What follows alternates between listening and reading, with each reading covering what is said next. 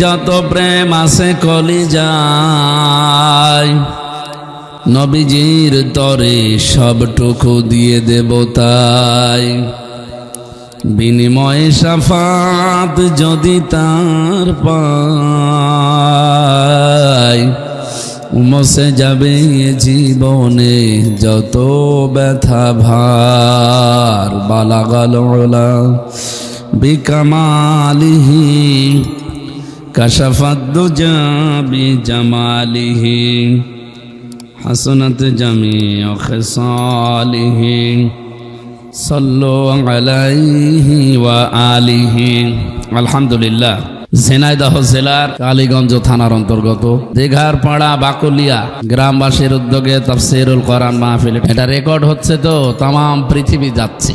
সম্মানিত সভাপতি জনাব মোহাম্মদ রেজাউল হক, সার্বিক ব্যবস্থাপনায় যিনি আছেন প্রবাসী তারেক মাহমুদ পলাশ, কথা বললেন মাওলানা হোসাইন মাহফুজ চুয়াডাঙ্গা, মাওলানা জহির রায়হান, এরপরে আরও আলোচক ছিলেন যারা, আমি অনেকের নাম তো জানি না,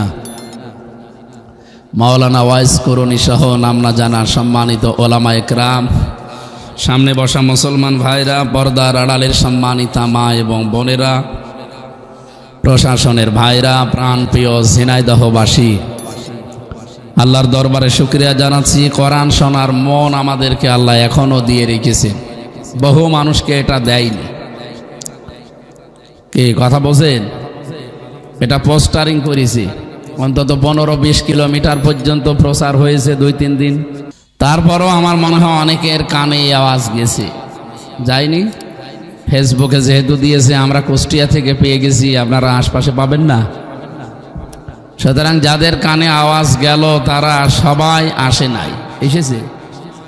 তারা না এসে ভালোই করেছে, কারণ যারা আসলো না এই ডাক শুনে, এদের জন্য একটা সুসংবাদ আছে কোরআনে কারিমে। আর যারা এসে বসে আছেন আপনাদের জন্য একটা দুঃসংবাদ আছে। ওরা উল্টিয়ে গেছে না? না, কথা ঠিকই আছে। যারা আসে না আল্লাহ তাদের সম্পর্কে সুসংবাদ দিচ্ছেন। ইয়াসমাউ আয়াতিল্লাহি তুতলা আলাইহি সুম্মা ইউসিরু মুস্তাকবিরান কাআল্লাম ইয়াসমাহা ফাবাশশিরহু বিআযাবিন আলীম। সূরা জাসিয়া 25 নাম্বার পারার 18 নাম্বার পৃষ্ঠার 1 নাম্বার লাইনের 8 নাম্বার আয়াত। এটা ফি জিলালিল কোরআনে তাফসিরে পাবেন। আল্লাহ তাআলা বলেন, যখন ঘোষণা দেওয়া হয় যে কোরআন শোনানো হবে, প্রচার করে পোস্টারিং করে বিভিন্ন জায়গায় মানুষকে জানানো হয় যে কথা বলতে আসবে অমুক অমুক, কোরআনে কারিম শোনানো হবে। এ কথা জানার পরেও যাদের কানে আওয়াজ গেল, সুম্মা ইউসিরু মুস্তাকবিরান, সবাই তারা আসে নাই, অহংকার করে অনেকে নিজেদের জায়গায় অটল হয়ে বসে আছে। এ পর্যন্ত আল্লাহর কথা ঠিক আছে? জবাব দেওয়া লাগবে, ঠিক আছে এ পর্যন্ত? আপনার যদি বিশ্বাস না হয় তবে চাঁদ দোকানে যান। এখনো পর্যন্ত অনেকে অহংকার করে বসে আছে যে না, যাব না। কাল্লাম ইয়াসমাহা, মনে হয় যেন তারা আওয়াজ শুনেই নাই। এই যে তারা আসে না কেন জানেন?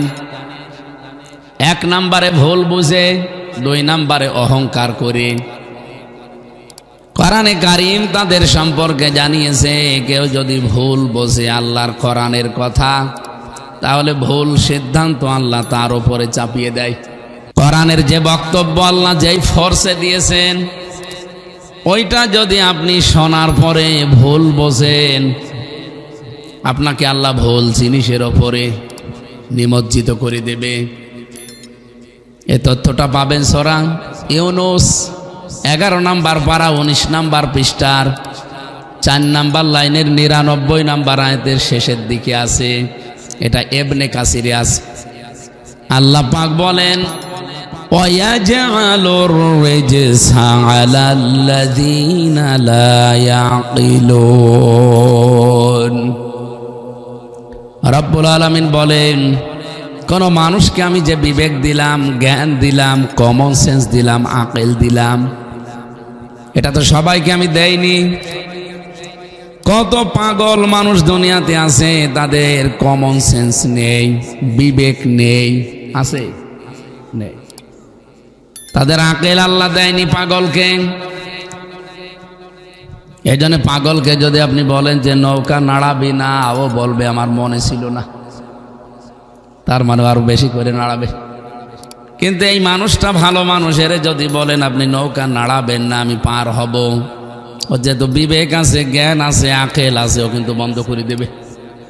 তাহলে দুইজন কি এক? বলেন বলেন, কি বুঝলেন এখান থেকে?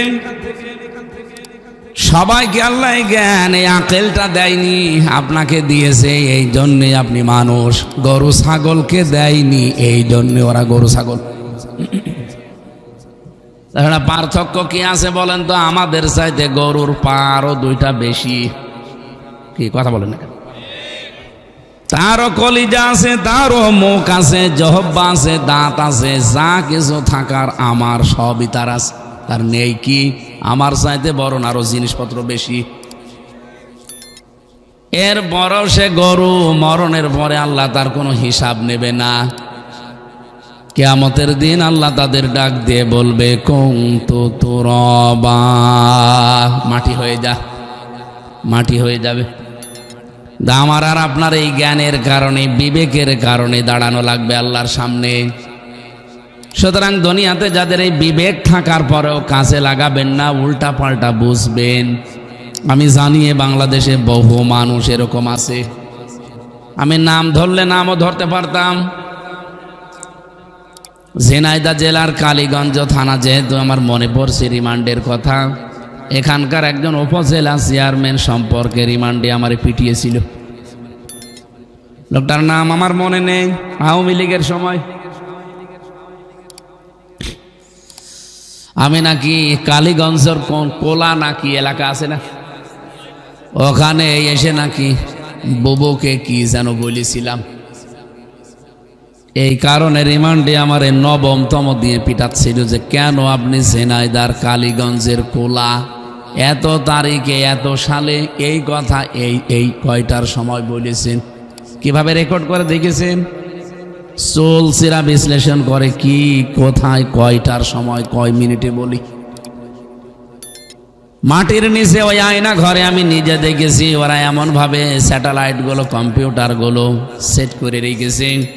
এক্সপার্ট যারা 8-10 জন বসে আছে সিরিয়াল ধরে, একেবারে বক্তব্য যাদের গুলো দেখা দরকার একটা একটা করে লাইন বাই লাইন দেখতেছে। কোন জায়গায় যদি একটু ডিস্টার্ব হয় আবার টিনে দেখে। ঝিনাইদহে বহু মানুষ এমন আছে যাদেরকে আল্লাহ জ্ঞান দেওয়ার পরে তারা কাজে লাগালো না।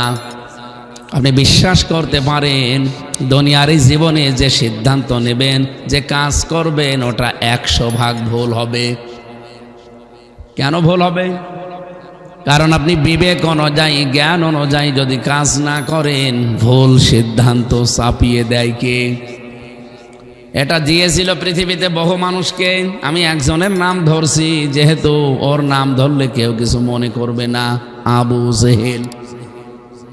নাকি আপনার সমস্যা আছে? ওর এক কর্মী আখনাস ইবনে শুরাইক এক গোপন ঘরের ভেতরে ডাক দিয়ে বলছে, নেতা, এই যে আব্দুল্লাহর ছেলে মোহাম্মদ যে কথাগুলো বলে এগুলো কি সত্য কথা? হ্যাঁ, সব সত্য কথা। আখনাস ডাক দিয়ে বলছে, নেতা, সব যদি সত্য হয় তো আপনি মানেন না কেন? আবু জেহেল বলছে, আশপাশে কেউ আছে? যে কেউ নেই। আরে বেটা, ওর কথা যদি আমি সব মেনেই নেই তাহলে আমার চেয়ার থাকে। এই কারণেই তো তুই কর্মী আর আমি নেতা। ওর কথা যদি আমি সব মেনে নেই তা আমার তো চেয়ার থাকবে না। এমনকি জনগণ যদি ওর কথা সব বুঝে ফেলে আমার চেয়ার রাখবে না। এজন্যকে আমি নিজেও শোনার পরে না শোনার ভান করে থাকি, আর জনগণকেও আমি শুনতে দেই না। বলেন এই সিস্টেম এখন আর বাংলাদেশে নেই। এক কথা বলছেন, নাম ধরা লাগবে। এই মানুষগুলো আমাদেরকে যা বলতে চায় বা বলবে, আল্লাহ কোরআনে কারিমে ওই কথাগুলো দিয়েছেন। ওয়ামা লানা আল্লা নাতাওয়াক্কালা আলাল্লাহি ওয়া ক্বাদ হাদানা সুবুলানা ওয়া লানাসবিরান্না আলা মা আযাইতুমুনা ওয়া আলাল্লাহি ফালইয়াতাওয়াক্কালিল মুতাওয়াক্কিলুন। আমার তো মনে হচ্ছে আয়াতটা এখন কেবল নাজিল হলো, দেখেন বাস্তবে আল্লাহ কি বলছে। আমরা আল্লাহর উপরে ভরসা কেন করব না? প্রশ্নবোধক চিহ্ন। ওমা লানা, কেন আমরা আল্লাহর উপরে ভরসা করব না? ওয়াক্কাদ হাদানা সুবুলানা, অথচ উনি আমাদেরকে হেদায়েতের পথ দেখিয়েছেন। এই বাংলাদেশে 18 কোটি মানুষ সবাই আমার আল্লাহকে পায়নি, পেয়েছে। আল্লাহ দয়া করে তাকে চেনার মতো যোগ্যতা আমাকে দিয়েছে, আপনাকে দিয়েছে। হেদায়েতের একটা পথ আল্লাহ কিছু না হলেও আমাদেরকে দেখিয়েছে। এরকম পথ অনেকেই এখনো পায়নি।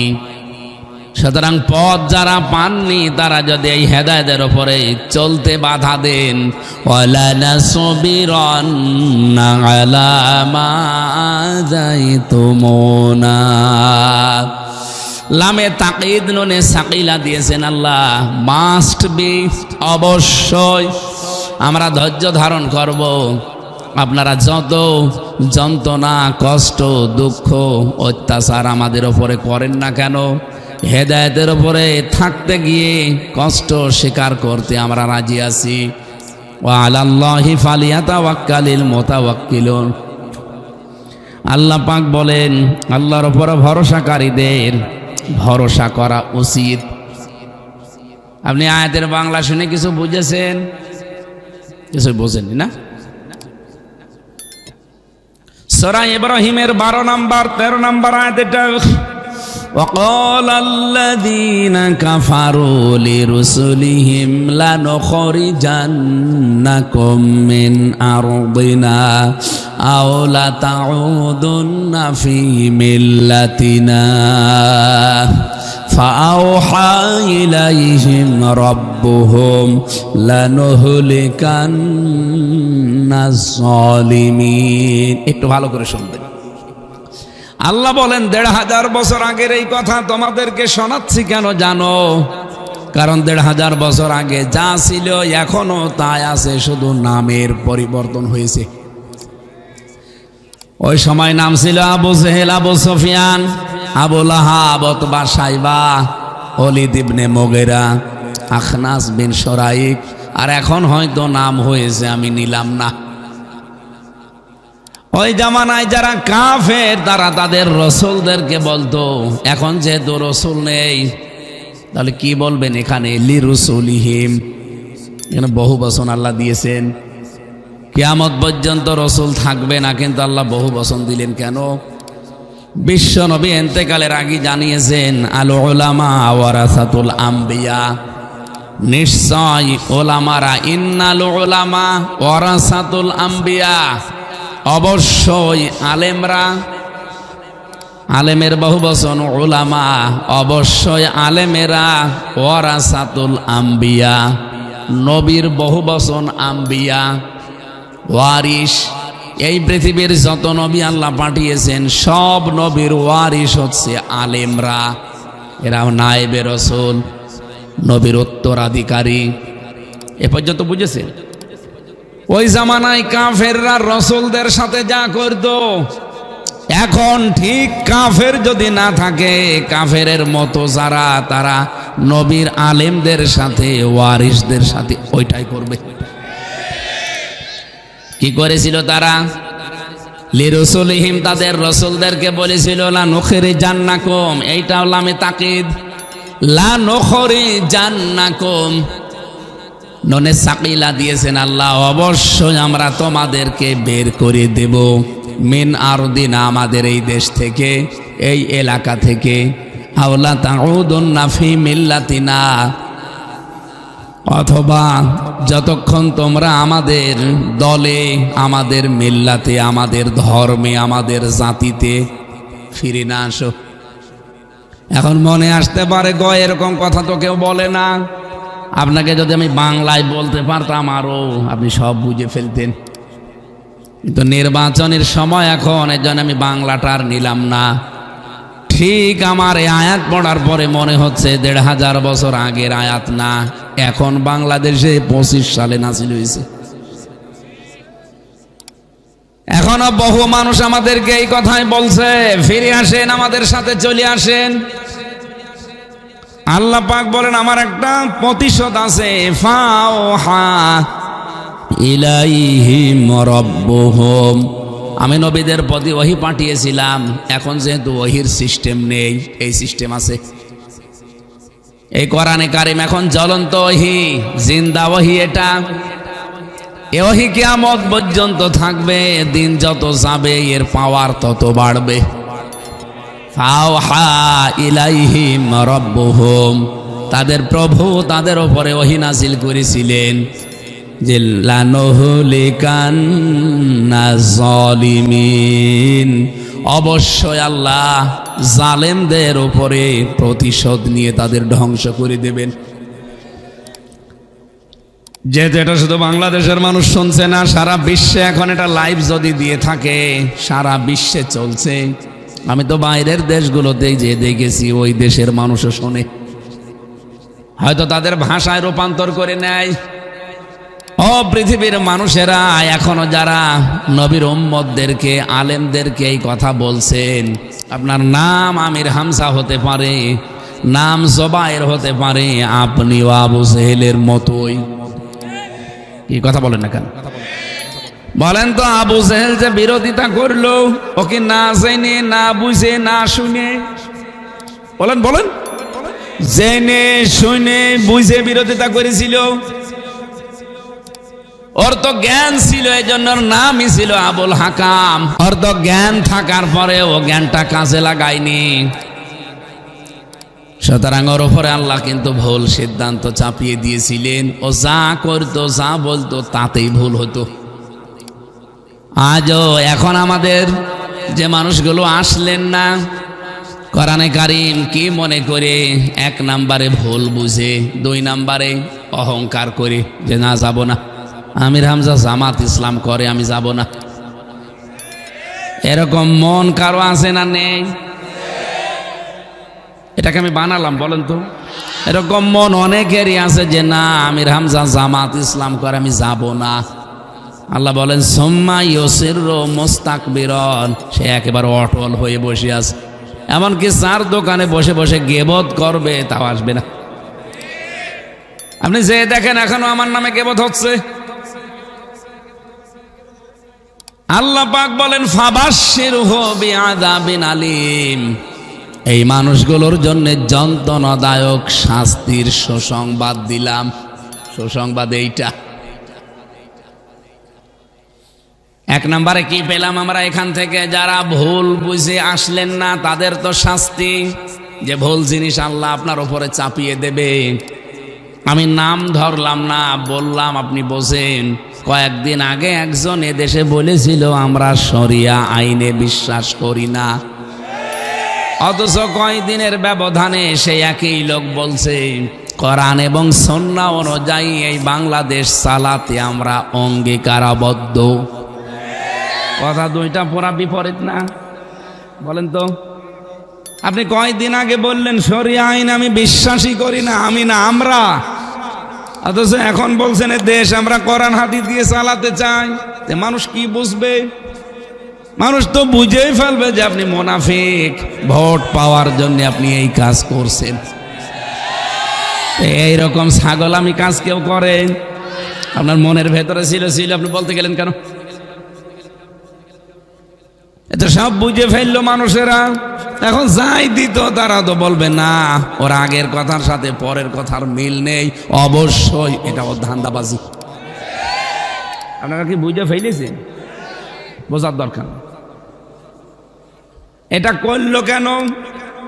এই যে ওয়ায়াজালুর রিজসা আলাল্লাযিনা লা ইয়াকিলুন, কোন মানুষ যখন তার জ্ঞান কাজে লাগায় না, বিবেকটা কাজে লাগায় না, তখন ভুল জিনিস, ভুল কাজ তার উপরে চাপিয়ে দেয় কে?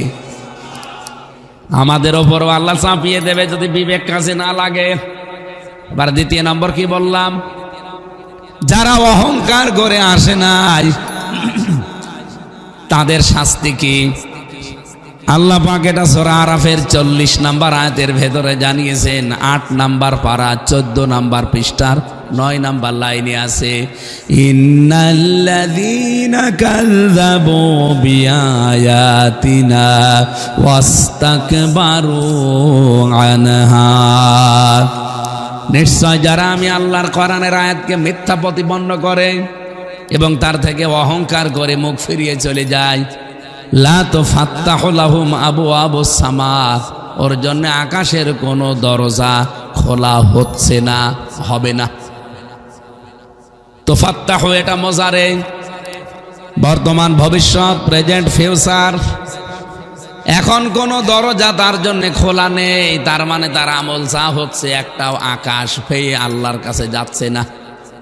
আল্লাহ যেহেতু তুফাত্তাহু লাহুম আবওয়াব দিয়েছেন, বাব 1 বছর, আবওয়াব বহু বছর, এটার নাম দরজা।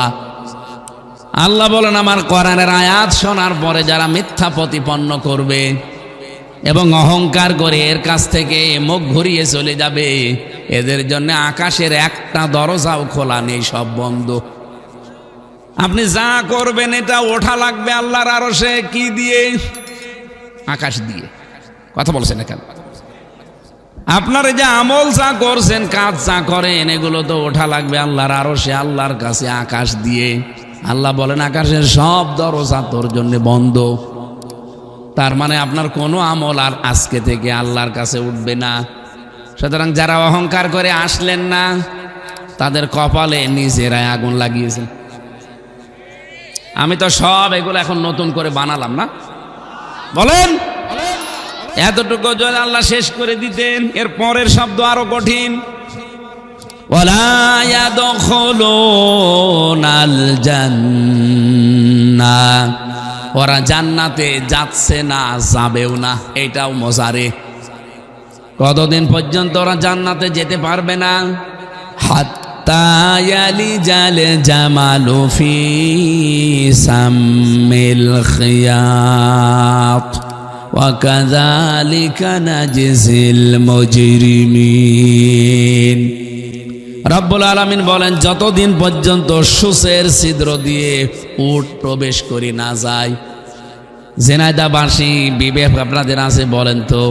হযরত ইউসুফ আলাইহিস সালামের ওই যে দরজা, এই যে খুলে যায়, উনি দরজার কাছে যাবার পরে এই কথাটা উনি গবেষণামূলকভাবে বোঝাচ্ছিলেন।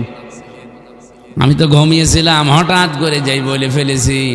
আমারে বলছে হুজুর দরজা এখনো খোলেনি। খোলেনি মানে ওই দিন থেকে আমি একেবারে সচেতন হয়ে গেছি, কোনো কিছু শুনতে হলে বুঝে বুঝে শোনা লাগবে। আমি বলেই গেলাম, আপনি শুনিয়েই গেলেন, ও ছাতা বাড়ি যাওয়ার আগে ভুলে যাবেন। এমন ভাবে শোনা লাগবে অন্তত যদি 15 বছর পরে এখানে আসি, আপনি যেন ওইভাবেই বলতে পারেন। কি বোঝাচ্ছি বলেন তো? এখানে সূচের ছিদ্র দিয়ে উট প্রবেশ করা যেরকম অসম্ভব, আজকে যারা ভুল বুঝে আসলেন না, অহংকার করে আসলেন না, তাদের আল্লাহর জান্নাতে যাওয়া ওই রকম অসম্ভব।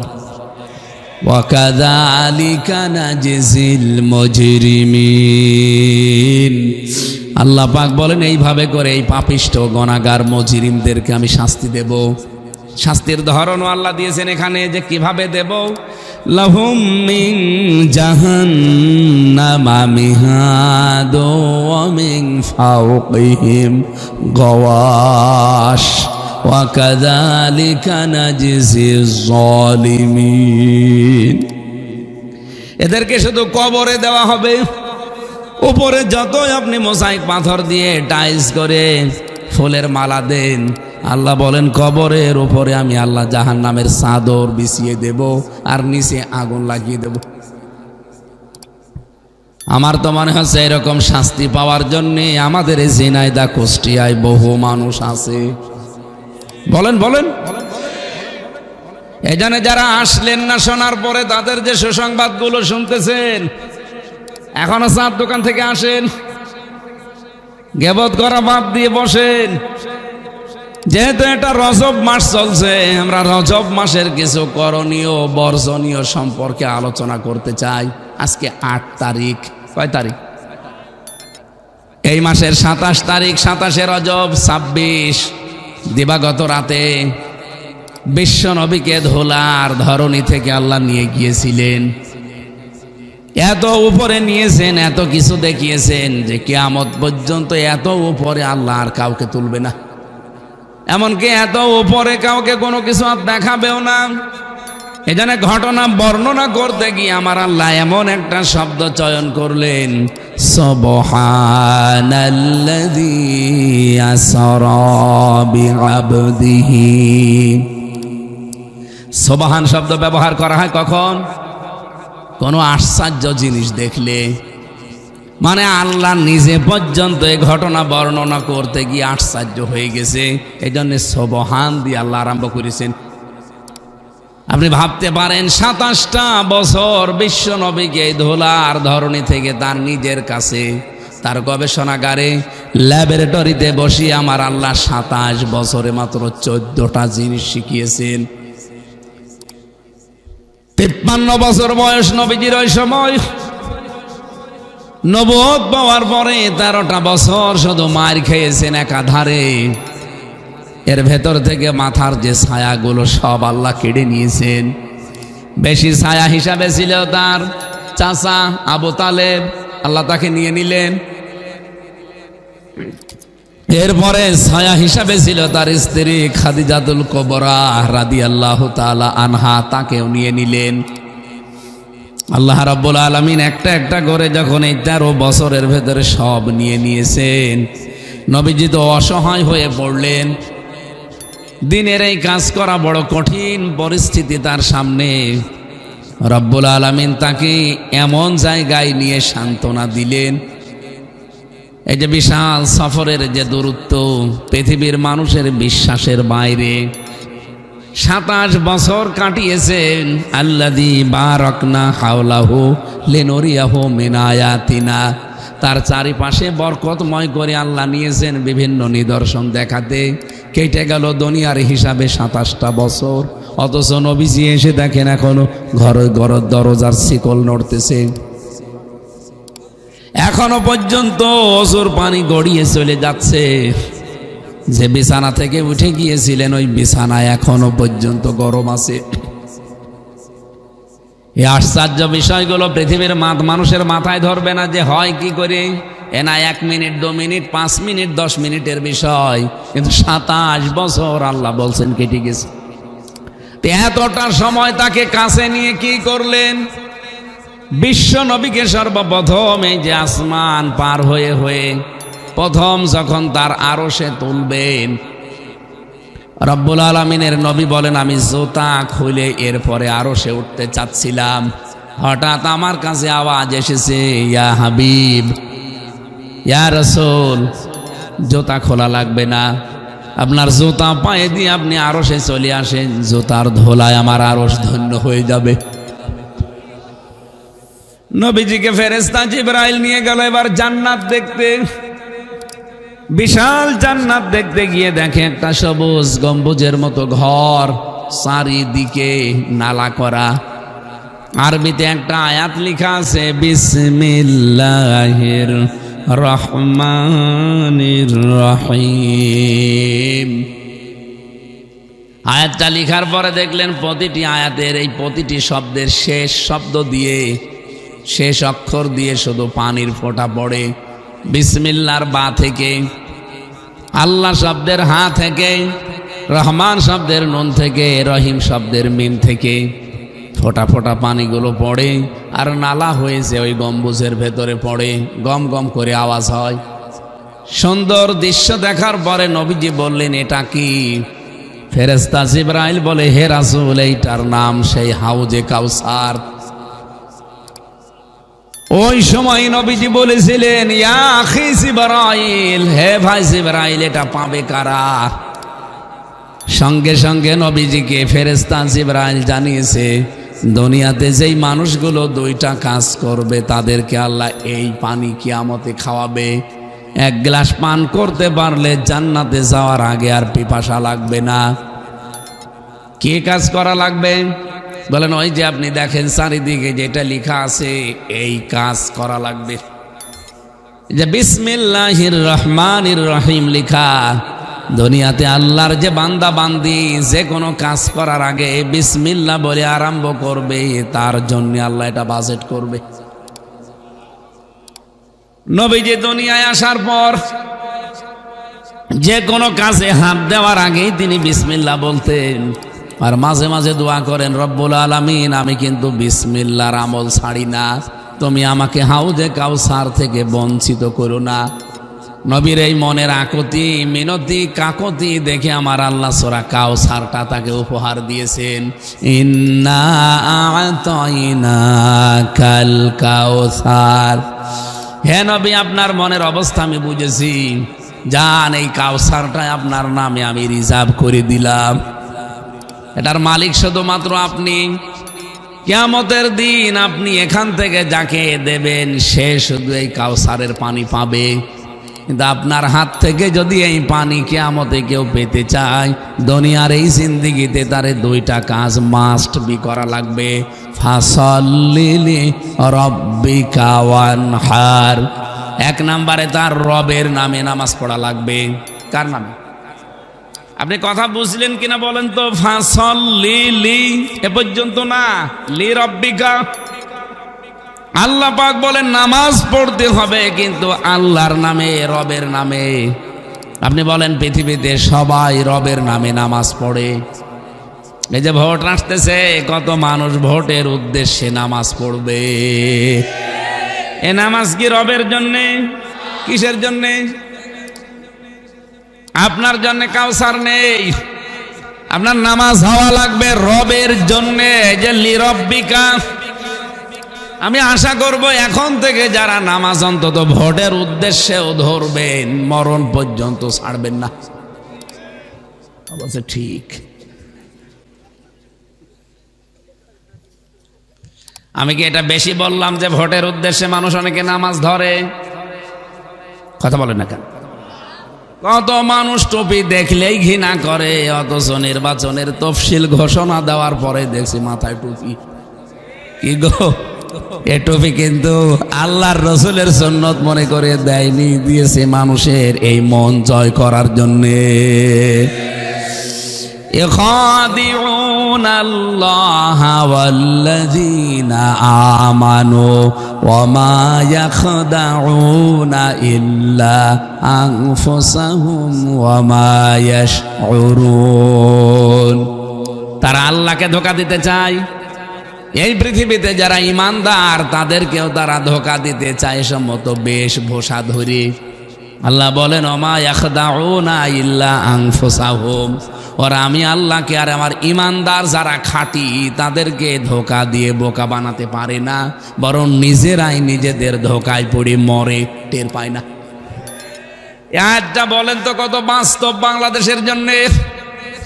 যারা আজ রবের উদ্দেশ্যে বাদ দিয়ে ভোটের উদ্দেশ্যে নামাজ ধরেছেন, পাঞ্জাবি গায়ে দিয়েছেন, টুপি মাথায় দিয়েছেন, তসবিহ হাতে নিয়েছেন, ওমরা পর্যন্ত করে আসতেছেন, আমরা যদি সত্যি ইমানদার হয়ে থাকি আমরা কিন্তু বুঝে ফেলেছি আপনার ধোঁকাবাজি। আর যাদের ইমান নেই তারা হয়তো খপ্পরে পড়ে যেতে পারে। এখন আপনার যদি ইমান না থাকে আপনি খপ্পরে পড়বেন। এই জন্য আল্লাহ নিজের নামের পরে ইমানদারের নাম দিয়েছেন। ইখাদিউনাল্লাহা ওয়াল্লাযীনা আমানু, নিজের নামের সাথে আল্লাহ ইমানদারের নাম দিলেন কেন?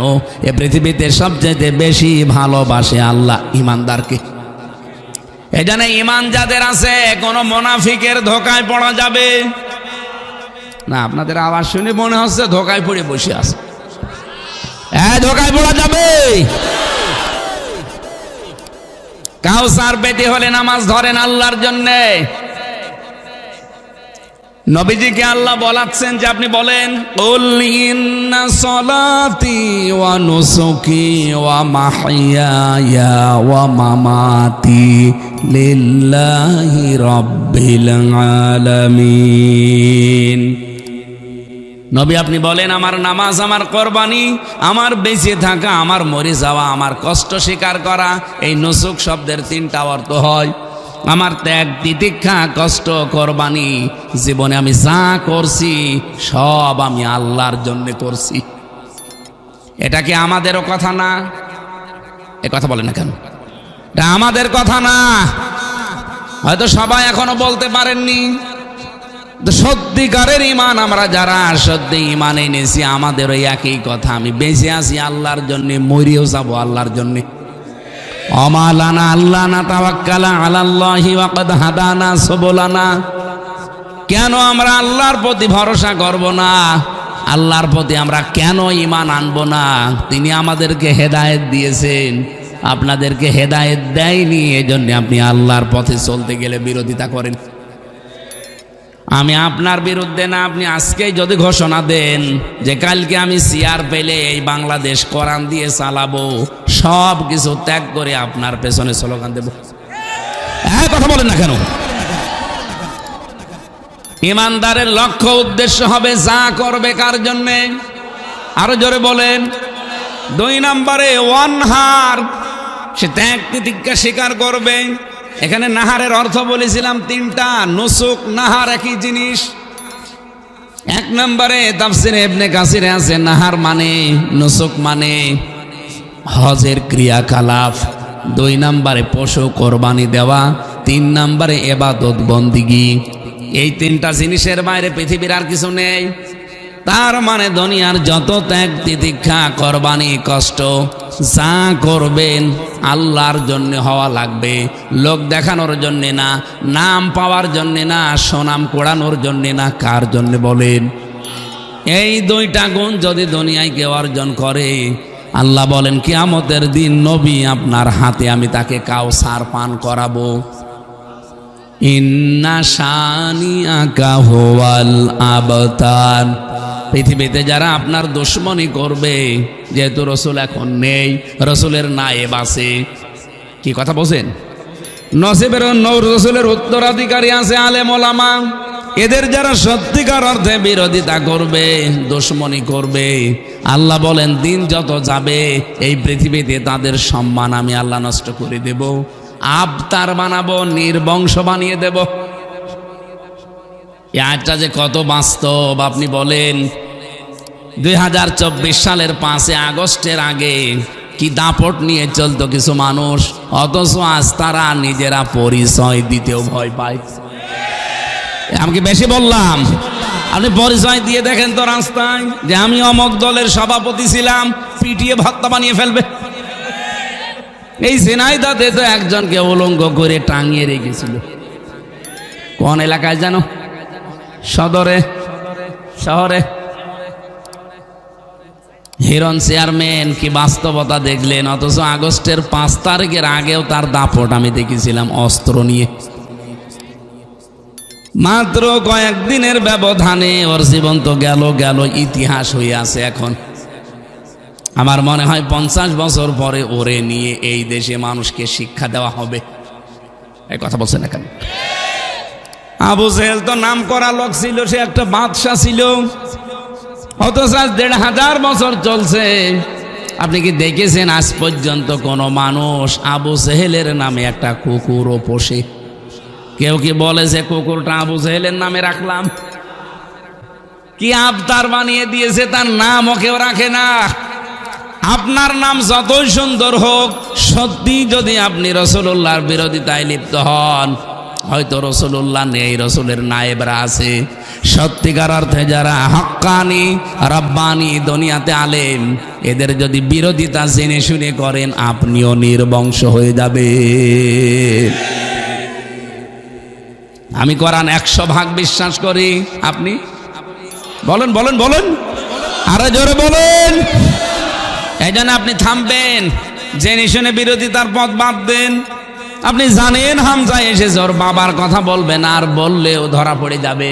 এই যে আবুল সরকার যেভাবে ধরা খেয়েছে, ও কিন্তু কোরআনের নামে বানিয়ে অর্থ করতে গিয়ে ধরা খেয়েছে। কোরআনে কারিম জানিয়েছে, লা ইয়াতিহিল বাতিলু মিন বাইনি ইয়াদাইহি ওয়ালা মিন খালফি তানজিলুম মিন হাকিমিন হামিদ। এ কোরআন এমন ভাবে আমি আল্লাহ নাজিল করেছি, এর উপর থেকে, নিচ থেকে, ডান থেকে, বাম থেকে কোনো বাতিল প্রবেশ করার অধিকার। আর জোরে বলেন। ১৫০০ বছর চলছে, কত মানুষ চেষ্টা চালিয়েছে, কেউ পারে নাই, এখনো পারার সম্ভাবনা আছে। আমি না, আমার বাবাও পারবে না। যে এর ভেতরে উল্টা পাল্টা করতে যাবে, সেই তাহিরের মতো ধরা খাবে। তাহির যে ধরা খাই মাঝে মাঝে, আপনি দেখেন না, আয়াত পড়ে ঠিক, কিন্তু চলে যায় বাবার দিকে। কথা বলছেন না কেন? আপনি না বুঝলেও যারা আলেম তারা বোঝে যে ও ভণ্ড, কারণ আয়াত পড়লো কুল হু আল্লাহু আহাদ, আর তাফসির হচ্ছে ইয়ালি বাবা, শালি বাবা, কেল্লা বাবা, ফতে বাবা। আপনি আয়াত পড়লেন কি আর তাফসির করছেন কি? এই জন্য কোরআনের আয়াত পড়ে আপনি উল্টা পাল্টা কিছু করতে পারবেন না, ধরা খেয়ে যাবেন। আবুল সরকার বলেছিল কুল আউযু বিরাব্বিন নাস, আল্লাহ নাচতে বলেছে, কেউ মেনে নিয়েছে তার কথা। হ্যাঁ, কথা বলেন না কেন? আর এটা মেনে নেওয়া সম্ভব? নাচ মানে নাচতে বলেছে আল্লাহ। আপনি আমার এই ছোট মেয়েটাকে যে জিজ্ঞাসা করবেন যে হাফসা জান্নাত, বলো তো দেখি নাচ মানে কি, আমার ছোট মেয়েটাও বলবে নাচ মানে মানুষ। আর আবুল সরকার আমার বাবার বড় শয়তান, এখনো পর্যন্ত নাচ মানে মানুষ জানে না, অবশ্যই নাচ মানে নাচতে বলিস। তাহলে কোরআন কি অথেন্টিক বলেন? এর ভেতরে কোনো কথা ঢুকিয়ে কেউ পার পাবে? এমনকি নবীজিকে আল্লাহ ধমক দিয়েছিলেন, ওয়ালাউ তাকাওয়ালা আলাইনা বা'দাল আকাওয়িল লা আখাযনা মিনহু বিল ইয়ামিন সুম্মা লাকাতা'না মিনহুল ওয়াতিন ফামা মিনকুম মিন আহাদিন আনহু হাজিজিন। বলেন আল্লাহু আকবার। রব্বুল আলামিন বলেন, হে নবী, এ কোরআন এত অথেন্টিক ভাবে নাজিল করেছি যে আপনি যদি নিজের কোনো কথা আমি আল্লাহর নামে এর উপরে চালিয়ে বলেন যে এইটাও আল্লাহ বলেছে, আর লাগবে না।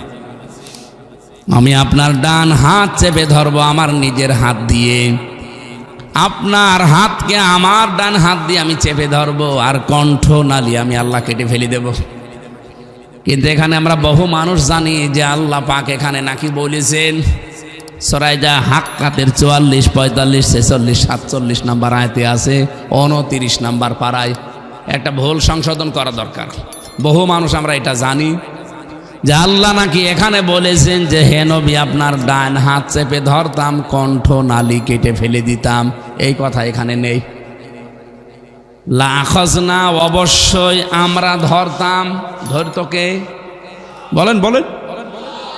মিনহু বিল ইয়ামিন, বি মানে দ্বারা, দিয়ে, কর্তৃক, এরকম অর্থ হয়। ইয়ামিন মানে ডান হাত। এ কথা বলছে কে? বলেন। আল্লাহ বলছেন অবশ্যই আমি বা আমরা ধরতাম আমাদের ডান হাত দিয়ে আপনাকে, তার মানে আমি আপনার ডান হাত ধরতাম। এ কথা এখানে নেই। তো সিলেবাসভুক্ত আলেম যারা জিজ্ঞাসা করে দেখেন, আমার ওই আগেরটাই বলবে। আমরা অর্থ তো মেলাতে পারছি না। অবশ্যই আমি আল্লাহ নিজে ধরতাম আমার ডান হাত দিয়ে। আল্লাহ কিন্তু মিনহু বিশিমাল দিতে পারতেন যে আমি বাম হাত দিয়ে ধরতাম। আল্লাহর কি বাম হাতের শক্তি নেই? হ্যাঁ, বাম হাতের থাপ্পড় খেয়েছেন কোনোদিন? মাঝে মাঝে এই যে একটু নাড়াচাড়া দেয়, যে ভূমিকম্প হয়ে গেল বাংলাদেশে, আর যদি 1.5 মাত্রা বেড়ে যেত, এ বাংলাদেশ ইন্দোনেশিয়া হয়ে যেত।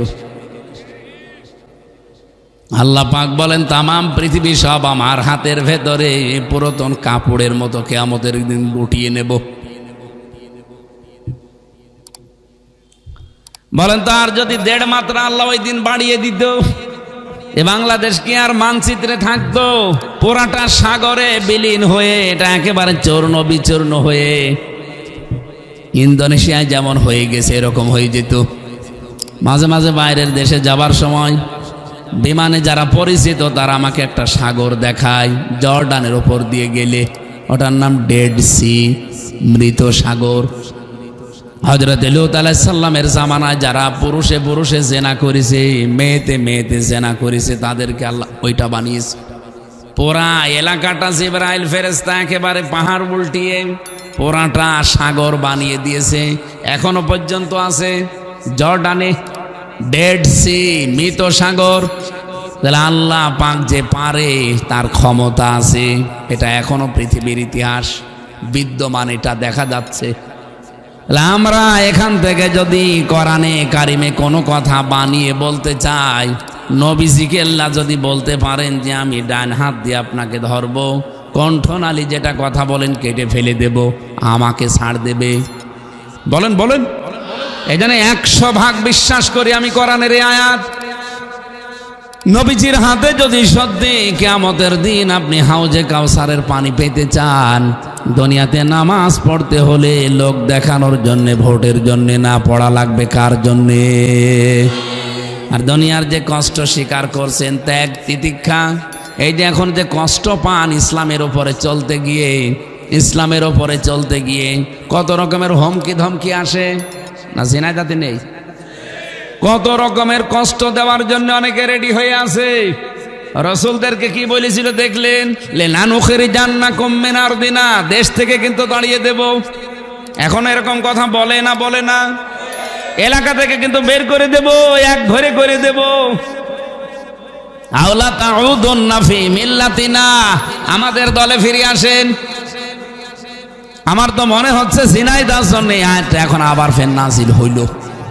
বহু মানুষ আমরা এই আয়াতের ভিকটিম। এই কথা বলছেন এখানে, আপনি হয়তো টের পাচ্ছেন না, যারা টের পাওয়ার টের পেয়েছে। আল্লাহ পাক সুসংবাদ দিলেন শেষে, ফাওহা ইলাইহিম রাব্বুহুম লানুহলিকান্নাজ জালিমিন। কয়েকবার তাকিদ দিয়েছেন, লানুহলিকান্না, অবশ্যই অবশ্যই জালেমদের অস্তিত্ব আমি রাখবো না, তাদের আমি মিটিয়ে দেব দুনিয়া থেকে। সে আল্লাহ এখনো পর্যন্ত আর নেই। আরো জোরে বলেন। এই জন্য যত ঝড় ঝাপটা, ঝড় ঝাঞ্ঝা আসুক না কেন, কোনো চিন্তা নেই, জালেমরা দুনিয়ায় টিকে থাকতে পারবে না। এই জন্য জুলুমের পথ পরিহার করেন, ইনসাফের পথে আসেন। ইনসাফের পথে আসেন, আপনিও টিকে থাকতে পারবেন, আমিও টিকে থাকতে পারবো। কিন্তু জুলুমের পথে গেলে, আমি যদি মাজলুম হয়ে থাকি, মাস্ট বি আল্লাহ আমাকে বাঁচিয়ে রাখবেই। বাঁচিয়ে যদি নাও রাখে, সম্মানের সাথে মৃত্যু দিয়ে জান্নাত দেবে, আর আপনাকে আল্লাহ দুনিয়া আখিরাতে ধ্বংস করবে। জালেমদেরকে আল্লাহ ছাড়ে নাই। আপনি তো কিছু না পুটি। সাদ্দাদের দিকে তাকান, 22 বছর ধরে ধরে জান্নাত বানিয়েছিল। 22 বছর 20,000 শ্রমিক কাজে লাগিয়ে। হযরতে হুদ আলাইহিস সালামের জামানায় যা যা হুদ নবী বলে ওইটা অনুযায়ী জান্নাত বানায়। 22 বছর শেষ হওয়ার পরে যখন উদ্বোধন করবে, এলাকার যুবক যুবতী যারা, তাদেরকে ইন্টারভিউ নিয়ে সব কিছুর শরীরের মাপ নিয়ে, কাটিং কি ঠিক আছে কিনা, এগুলোকে হুর বানিয়েছে।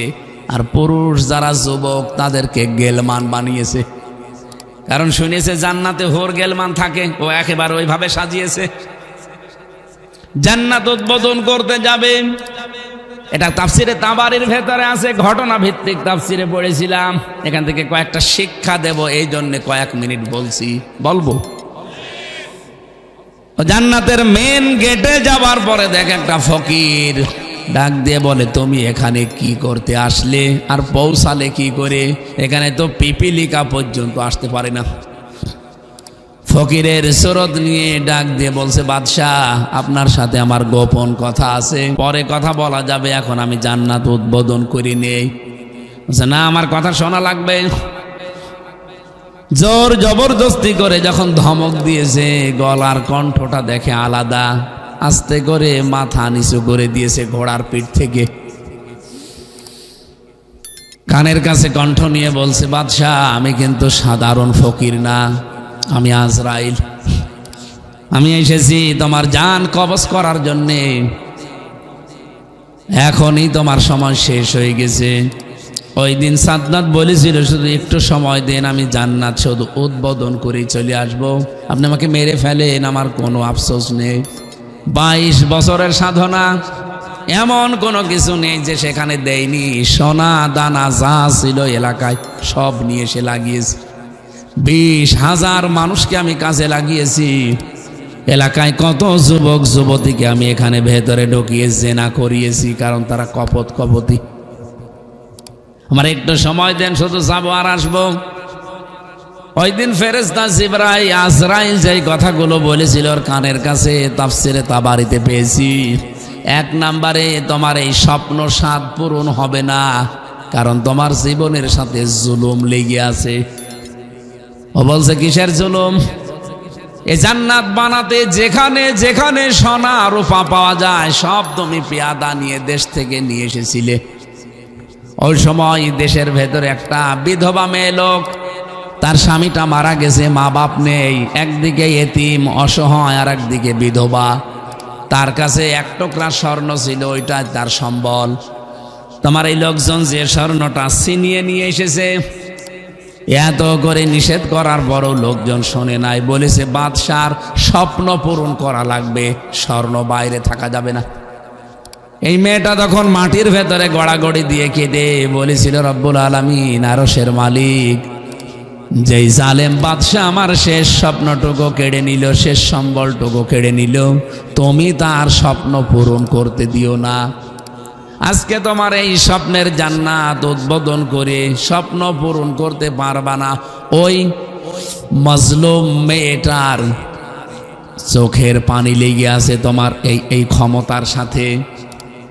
আপনি কি বুঝলেন এখানে আজরাইলের কথায় বলেন তো?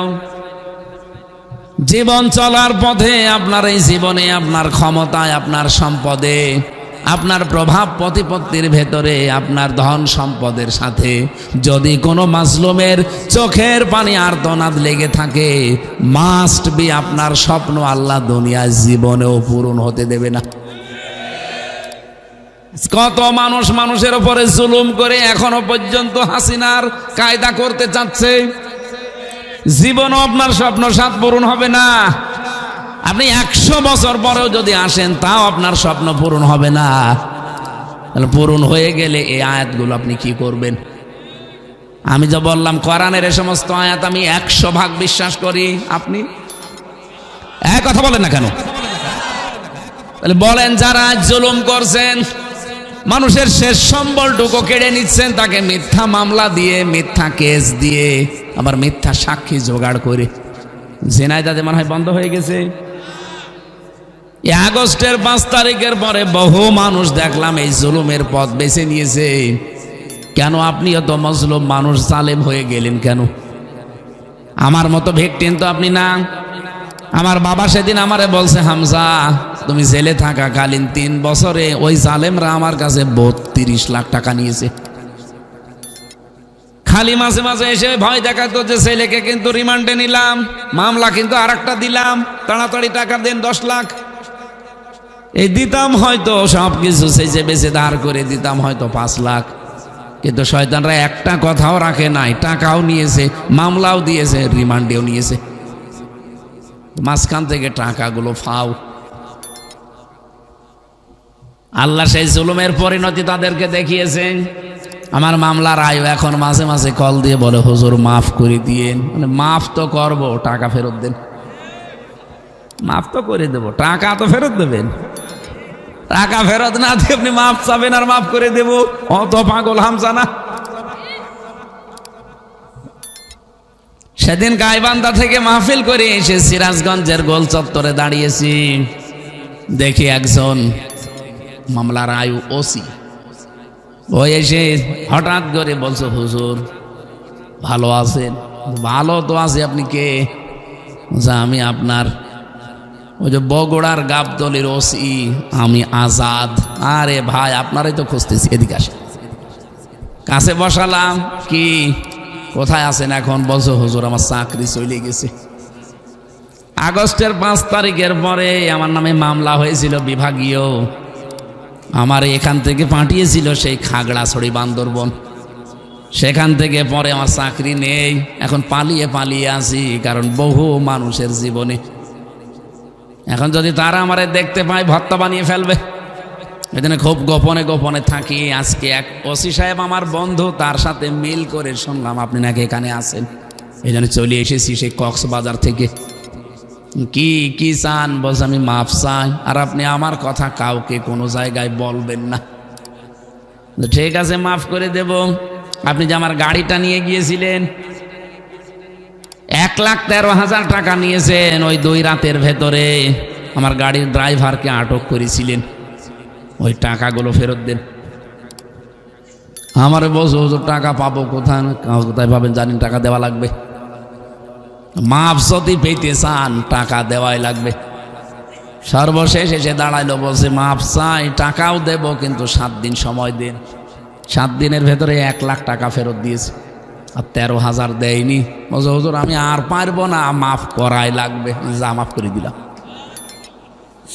আমার মনে হয় বাংলাদেশের ইতিহাসে এই প্রথম যে কোনো পুলিশ ঘুষ খাওয়ার পরে টাকা ফেরত দেয়। এই কথা বলছেন এখন, এইটাই মনে হয় প্রথম। ও কি এমনি টাকা ফেরত দিয়েছে? বিড়াল এমনি গাছে ওঠে?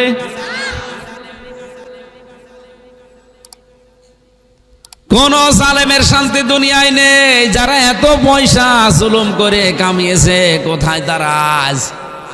আজ অনেকেই কামাচ্ছেন, আপনিও ভোগ করতে পারবেন না। যদি ভোগ করতে পারেন তাহলে কোরআন শরীফ এই কথা মিথ্যা হয়ে যাবে। আল্লাহ বলেন জালেম যারা জুলুম করে মানুষের কাছ থেকে অর্থ সম্পদ কামাই করে, এগুলো তারা জীবনেও ভোগ করতে পারে না। ওদের ভোগ করার আগে আমি আল্লাহ ওদের লাঞ্ছনা, গঞ্জনা, অপমান ঢেলে দেই। সিঙ্গাপুরে যায় মাঝে মাঝে, মালয়েশিয়া যায়, আমার মাহফিল থাকে ওখানে, যে দেখি শয়তানরা বসে চা খায়। আমি একদিন সালাম দিলাম, আসসালামু আলাইকুম রহমতুল্লাহ। বলবে তো যে ওয়ালাইকুম আসসালাম, না, আমার দিকে তাকিয়ে বলছে হুজুর আগেই পালিয়েছি। আপনি পালাইলেন কেন? আপনার না কতগুলো বাড়ি আছে দেশে বিদেশে, সাহেব পাড়া আছে, বেগম পাড়া আছে, কত বড় বড় ফ্ল্যাটের মালিক আপনি, চট্টগ্রামে, ঢাকাতে, এখানে আছেন। খুব কষ্টে আছি, কারণ নিচে তো নামতে পারি না। এই মালয়েশিয়াতে প্রায় 20 লাখ 40 লাখ বাঙালি থাকে, বৈধ অবৈধ মিলে। যদি আমি নিচে নামি, আমারে যদি টের পায়, একেবারে শেষ করে ফেলবে। এই জন্য এই হোটেলের রুম ভাড়া করে নিয়েছি, যতদিন বেঁচে থাকি এখানে থাকবো। নিচে যেতে পারি না, খুব ভয়ে ভয়ে আছে। আপনি আমার জন্য দোয়া করেন। দোয়া? আপনার জন্য দোয়া হবে? আমার আপনার জন্য করলে তখন বদদোয়া করা লাগবে। এই টাকাগুলো পাচার না করে যদি বাংলাদেশে আপনি মানুষের কর্মসংস্থান তৈরি করতেন। এই যে এখন রিপোর্ট দিচ্ছে যে 99.5 বিলিয়ন মার্কিন ডলার আমরা এখন ঋণ। কত? 99.5 বিলিয়ন মার্কিন ডলার আমরা ঋণী। অথচ এই 15.5 বছরে দেশ থেকে শুধু পাচার হয়ে চলে গেছে টাকা 94.4 বিলিয়ন মার্কিন ডলার। টাকাগুলো যদি পাচার করে বাইরের দেশে না পাঠিয়ে এই দেশে শয়তানরা কাজে লাগাতো, তাহলে বিশ্বের বড় বড় উন্নত দেশগুলো এই দেশে কোটি কোটি ডলার ঢালতো। আমাদের ঝিনাইদহ, কুষ্টিয়া, মেহেরপুর, চুয়াডাঙ্গার মানুষেরা তখন বাইরে যেয়ে, মালয়েশিয়াতে যেয়ে দেখি, সিঙ্গাপুরে যেয়ে দেখি, থাইল্যান্ডে যেয়ে দেখি, ওরা রাস্তা ঝাড়ু দিচ্ছে, দোকানে রুটি বানাচ্ছে, টয়লেট সাফ করে। বেতন কত? বাংলাদেশের টাকায় 30-35 হাজার। এই যে 8 লাখ 10 লাখ 12 লাখ টাকা খরচ করে যাচ্ছেন সিঙ্গাপুরে, কি করছেন? যে রুটি বানাই তো দেখেছি আমি। সিঙ্গাপুরে একটু বেতন বেশি আছে, কিন্তু মালয়েশিয়াতে, থাইল্যান্ডে অত 30-32-35 হাজারের উপরে বেতন পান না এই ছোটখাটো কাজগুলোতে। দোষ তো আমাদের শুধু না, এই শয়তানগুলো যদি সত্যি টাকাগুলো পাচার না করে দেশে আমরা যদি স্বাবলম্বী হতে পারতাম, আজ আমাদের যে দাদা বাবুরা চোখ তুলে তাকায়, ও শয়তানরা তাকানোর সাহসও পেত না। কারণ পাকিস্তান যদি একটু সাহায্য করত, টাকা দিত চীন, আর অস্ত্র দিত তুরস্ক, রাশিয়া আছে, আমেরিকা আছে, এই বাংলাদেশ আমরাও মনে হয় পাকিস্তানকে দেখলে দাদারা যেমন পোশাক করে ফেলে, ধুতি খুলে যায়, আমাদের নাম শুনলেও পোশাক করে ফেলত। কিন্তু না, এখন বাংলাদেশের নাম শুনলেই তারা পিটিয়ে মেরে ফেলছে। গতকালকেও মেরে ফেলেছে। জিজ্ঞাসা করছে তোর বাড়ি কোথায়, বলে বাংলায় কথা বলে, জন্য মনে করছে বাঙালি, অথচ তার বাড়ি কলকাতায়। পিটিয়ে মেরে ফেলেছে। তাম পৃথিবীর সবচাইতে বড় জঙ্গি এখন এই উগ্রপন্থী হিন্দুরা। সব হিন্দু খারাপ না, কিন্তু মোদির মুরিদ যারা, এরা পৃথিবীর নিকৃষ্ট মানুষ। আপনি গুগলে সার্চ দেন, এই পৃথিবীতে 6 জন মানুষের নাম পাবেন যারা তাম পৃথিবীতে ঘৃণিত, সবাই তাদের নাম শুনলে থুতু দেয়। তার 6 জনের নামের ভেতরে আমি পেয়েছি এই নরেন্দ্র মোদির নাম আছে, নেতানিয়াহুর নাম আছে, হিটলারের নাম আছে, হাসিনার নাম আছে। এই নামগুলো তো আমি বসিয়ে বসিয়ে দিয়েছি। কথা বলেন না কেন? 257টা দেশ তামাম দুনিয়ায়, যে কোনো দেশে যাবেন আপনি এই নামগুলো বলবেন, তারা ঘৃণা করে। এই ঘৃণাটা জন্ম দিয়েছে কে? আপনি মানুষ, মানবতার নাম দিয়ে পিটিয়ে মেরে ফেলবেন। কেন মারছে জানেন? আমাদের বাংলাদেশের ময়মনসিংহে কোন হিন্দুকে নাকি কে যেন পুড়িয়ে ফেলেছে। এই ওসিলা দিয়ে ভারতে এখন মুসলমান পিটিয়ে মেরে ফেলছে প্রতিদিন। কালকে আল্লাহর ঘর একটা ভেঙেছে, ওরা মসজিদ ভেঙে ফেলেছে। আমার প্রশ্ন হচ্ছে, বাংলাদেশে যেই হিন্দু বেটাকে পুড়িয়ে মেরে ফেলেছে, আমরা এর পক্ষে না, যেই করুক না কেন কাজটা ঘৃণিত। কথা বলেন না কেন? এই অপরাধী বানিয়ে ভারতের মুসলমানেরা এখানে কি করেছে? তারা কি ওখান থেকে এসে আমাদের বলেছে যে আগুন ধরিয়ে দেন? কোন কারণে একজনের অপরাধের শাস্তি আপনি আর একজনকে দেবেন বলেন? এটা মানবতা বিরোধী অপরাধ না? এই কথা বলেন না কেন? এর জন্য আমার মনে হয় উগ্রপন্থী হিন্দু যারা, তাদের নামে আন্তর্জাতিক আদালতে মামলা হওয়া দরকার। বাংলাদেশ থেকে যদিও এখন একটা প্রতিবাদ জানিয়েছে, তামাম পৃথিবীর মানুষের কাছে এখন আওয়াজ তোলা দরকার। তামাম দুনিয়ায় সবচাইতে বেশি সংখ্যালঘু নির্যাতন হয় ভারতে। এই কথা বলা লাগবে। ওরা আমাদের উপরে এতদিন এই দোষ চাপিয়ে আমাদেরকে দুর্বল করে রেখেছিল। এই জন্য এখন দেখেন ইসলামপন্থী যারা রাজনীতি করছে, তারা হিন্দুকে পর্যন্ত নমিনেশন দিয়েছে। এখন ওদের মুখে তালা লাগিয়ে গেছে। এতদিন বলতো যে আমরা নাকি হিন্দুদেরকে পিটিয়ে বের করে দেব দেশ থেকে, তাদেরকে মেরে ফেলবো। নমিনেশন দেওয়ার পরে হিন্দুরাও বলছে করলো কি? ওদের মুখে এখন তালা লেগে গেছে। আমি যে তাফসিরে তাবারি থেকে যে ঘটনাটা আপনাদের শিক্ষার জন্য বলছিলাম, আজরাইল তাকে শোনাচ্ছে যে তোমার এই ক্ষমতার ভেতরে, এই স্বপ্ন পূরণ করা জান্নাতের ভেতরে একটা মাজলুম মেয়ে লোকের চোখের পানি লেগে আছে, এই জন্য আল্লাহ তোমার স্বপ্ন পূরণ করতে দেয়নি। এই জন্য আগামীর পৃথিবী গড়তে হলে ক্ষমতায় আপনি যান, আমি নিষেধ করছি না, কিন্তু আপনার এই টিকে থাকা, আপনার এই সম্পদ অর্জন, আপনার এই প্রভাব প্রতিপত্তি, আপনার ক্ষমতার চেয়ার, এর সাথে যেন কোনো মাজলুমের চোখের পানি মিশে না থাকে। থাকলে কিন্তু আল্লাহ আপনাকেও ছাড়বে না। যেদিন স্বপ্ন পূরণ করার জন্য একেবারে কাছাকাছি চলে যাবেন দরজায়, সেই দিন হঠাৎ করে ছেদ কেটে দেবে। কথা বলেন না কেন? এরপরেও সাদ্দাত জোর করে ঘোড়ার পিঠ থেকে নেমে জান্নাতে, ও যেটা বানাইয়েছে জান্নাতে প্রবেশ করবে, ফেরেশতা আজরাইল খপ করে তার জীবনটা নিয়ে নিয়েছে, যাতে ঘোড়ার পিঠ থেকে পড়ার সঙ্গে সঙ্গে মরণ হয়ে গেছে। কারণ মানুষের কাছে মরণ যখন আসে তখন আর 1 সেকেন্ড সময় আগেও দেয় না, পরেও দেয় না। ইযা জা আজালুহুম লা ইস্তাখিরুনা সাআতাও ওয়া লা ইস্তাকদিমুন। রব্বুল আলামিন বলেন মানুষের কাছে মরণ চলে আসলে ওকে আর সময় দেওয়া হয় না। 1 সেকেন্ড আগে ওর মরণ হবে না, 1 সেকেন্ড পরেও মরণ হবে না। যখন জীবনটা কবজ হয়ে গেছে, সঙ্গে সঙ্গে ঘোড়ার পিঠ থেকে যখন পড়বে, ও জোর করে জান্নাতের যে চৌকাঠ আছে দরজা, আর ওটা স্পর্শ করার চেষ্টা চালিয়েছিল, কিন্তু জান্নাতের চৌকাঠ স্পর্শ করার আগেই ওর মরণ শেষ। এখান থেকে আমি যেটা বুঝেছি, জুলুম করে কোনো আশা জীবনে পূরণ করা, আরো আসতে বলেন, জুলুম করে কোনো আশা জীবনে পূরণ করা, এটা রেকর্ড হচ্ছে। যাদের কানে যাচ্ছে তারা যেন ভালো করে শোনে। কারণ একজন মহিলা অসহায় বিধবা, তার চোখের পানি শুধু লেগেছিল ওর জান্নাত বানানোর ক্ষেত্রে, তাই আল্লাহ তার স্বপ্ন পূরণ করতে দেয়নি। আমরাও যদি মানুষের চোখের পানি নিয়ে উপরে যেতে চাই, জীবনেও পারবেন। আরো জোরে বলেন।